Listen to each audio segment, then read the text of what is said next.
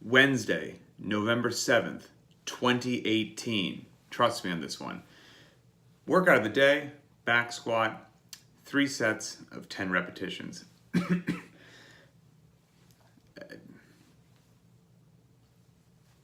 I speak for a living, almost at a loss for words for that. The sets of 10 are so devastatingly, beautifully effective and challenging to not only the body, but the mind. They're a fantastic rep scheme with heavy loading, and when done properly, you're good for the day.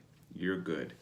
That's the workout of the day. You're gonna rest appropriately between those sets of 10. 2 minutes, 3 minutes, 4 minutes, 5 minutes, whatever is appropriate for you to then lift as heavy as you safely can for another set of 10. But let's look at the warm-up, because the warm-up is a snatch warm-up. It's the Bergner warm-up, the CrossFit Linchpin variation of Mike Bergner's awesome warm-up. And why would we snatch during the warm-up to get ready for a back squat? Well, number one, it gets us below parallel, which we need to in order to back squat appropriately. But number two, the snatch is the most complicated thing that we can do with a barbell. And we don't snatch every day or a couple times a week, because I think that's silly and unnecessary. But there is wonderful value in just the motor patterns and getting the repetition into your central nervous system of how you move the barbell in a snatch, even without having to do it with a bunch of loading that taxes yourself, but it's just practice. So putting it into a warm-up is incredible practice. It's also a head-to-toe warm-up. There's just benefit all the way around. I'm a big fan of it. There's no super fitness robot time or loading for today because everyone's going to squat what they can squat. Bear in mind, all you lucky folks that are on CrossFit Beyond the Whiteboard, they have ways in their app to help you calculate, if you know your 1 rep or other loadings, what you can get, for example, a 3, a 5, a 7, or a 10. So if you're unfamiliar where to even start, check that out. I'm a big fan of after I do the warm-up and I slowly start building up my working sets towards what I hope to be my first, my warm-up sets towards what I hope to be my first working set, I should say.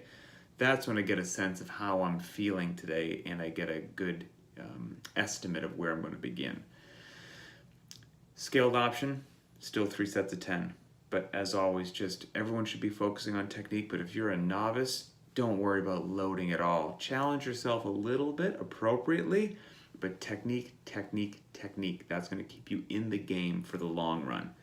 Limited equipment option. Oh man. I traveled last week, and last week we had some front squats as a heavy day, and I was in a hotel gym, didn't get to do them because I didn't have a barbell. The hotel gym did have a set of 50-pound dumbbells, so I did the limited equipment option that day instead of front squatting heavy. I think the front squats were for reps of 7 and 3. So I did 3 2-minute intervals of max reps dumbbell squats with the dumbbells front racked with about 4 minutes rest between each one of those sets, and I was devastated. My legs were blown up in a way they had not been blown up in a while. So that limited equipment option, don't underestimate it. It is brutally elegant. It is effective.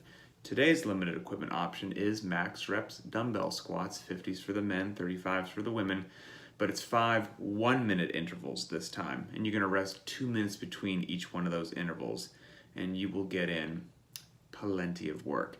Accessory work for the day, 20 one-legged squats, aka pistols, with the right leg, then 20 with the left leg.